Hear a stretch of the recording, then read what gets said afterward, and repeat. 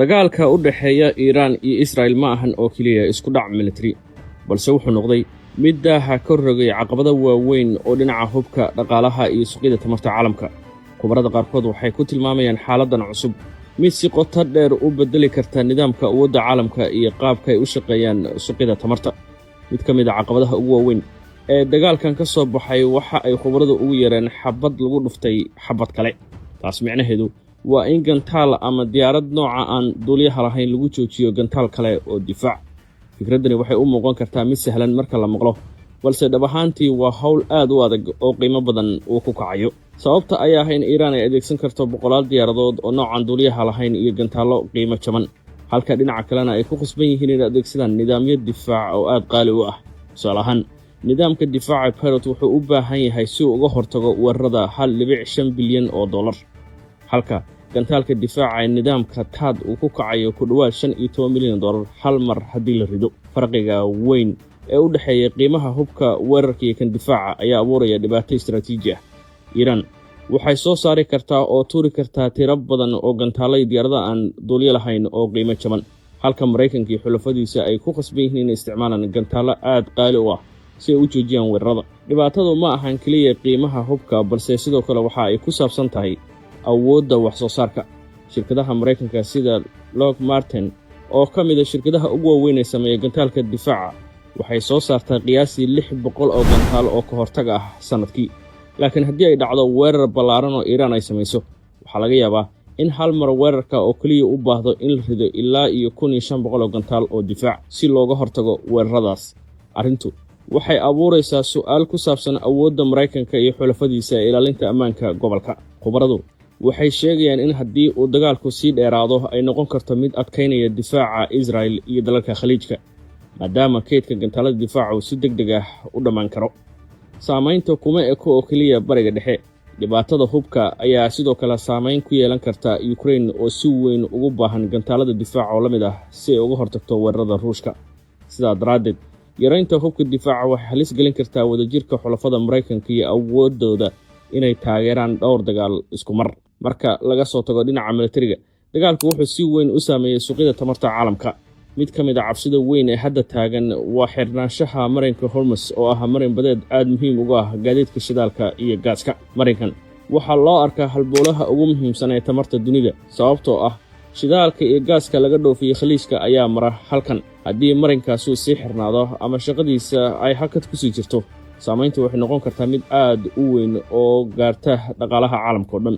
Khubarada qaar waxay ku tilmaameen xaaladdan riyo xun oo ku dhacaysa suuqyada tamarta, maadaama adeegsiga marinkani uu hoos u dhacay islamarkaana taasi ay hakad gelisay sahaydii shidaalka ee la dhoofin jiray. taasina waxay markiiba taabatay qiimaha tamarta oo sare u kacday. Dhibaato kale ayaa jirta oo la xiriirta siday u shaqeeyaan ceelasha shidaalka. Ceelasha shidaalka ma ahan kuwa si fudud loo damin karo ama dib loogu bilaabi karo.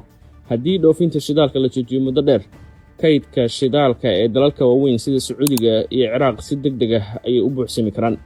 Markaas waxaa laga yaabaa inay ku khasbanaadaan inay yareeyaan wax soo saarka ama xataa xiraan qaar ka mid ah ceelasha shidaalka, taasoo dhaawac gaarsiin karta wax soo saarkooda muddo dheer.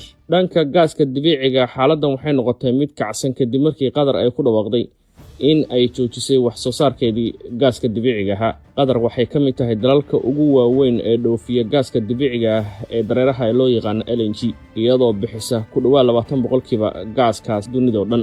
Inkastoo tirada ugu badan ee shidaalka ka gudba marinka Hormuz uu socdo dalalka Aasiya, haddana saamaynta dhibaatadan waa mid caalami ah. Yurub oo horey u wajahday dhibaato tamareed intii uu socday dagaalka Ukraine ayaa mar kale ku khasban inay bixiso qiimo sare si ay u hesho gaas.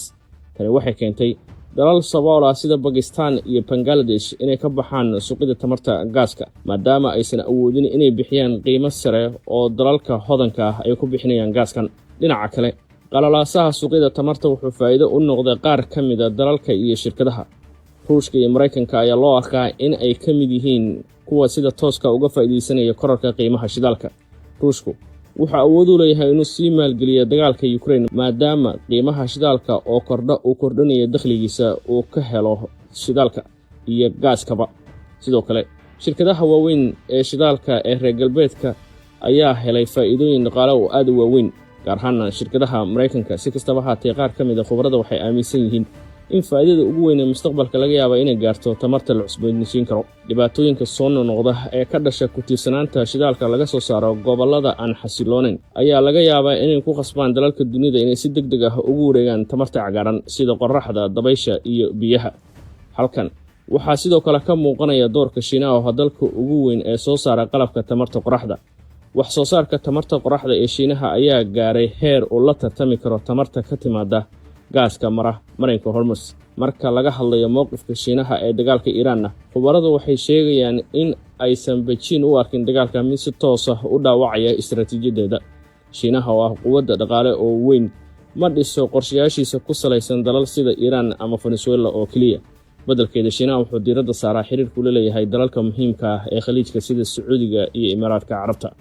Intaa waxaa dheer, Shiinaha wuxuu leeyahay kayd istiraatiiji oo shidaal oo aad u weyn. Tan iyo sanadkii 2003 Shiinuhu wuxuu dhisay kayd shidaal oo qaran. Maanta, Shiinaha wuxuu haystaa kayd shidaal oo gaaraya ilaa 2 bilyan oo fuusto oo shidaal ah, taasoo ku filan in ay taageerto amaba loo adeegsado warshadaha guud ahaan dalka Shiinaha muddo 6 bilood ah haddii sahayda caalamka ee shidaalku ay istaagto. Sidaa daraaddeed, khubaradu waxay aaminsan yihiin in Shiinuhu uu qaadan doono istiraatiijiyad ku dhisan dulqaad iyo sugitaan, halkii uu si degdeg ah ugu lug yeelan lahaa dagaalka. Wuxuu sugi doonaa ilaa iyo xaaladdu caddaato, kadibna wuxuu ka faa'iidaysan doonaa fursadaha dhaqaale ee ka dhasha. Gabagabadii, dagaalka Iiraan ma ahan kaliya isku dhac militari oo u dhexeeya dalal, balse wuxuu noqday imtixaan weyn oo ku saabsan nidaamka caalamiga.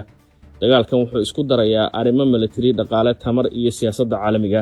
Haddii xiisaddu sii socoto, waxay noqon kartaa mid beddesha qaabka ay u shaqeeyaan suuqyada tamarta iyo sida quwadaha waaweyn u maareeyaan tartanka dhaqaale iyo istiraatiijiyadda dunida. Gobolka khaliijka weli waa wadnaha tamarta dunida. Sidaa daraaddeed, wax kastoo halkaa ka dhaca waxa ay si toos ah u saameynaysaa mustaqbalka dhaqaale ee caalamka.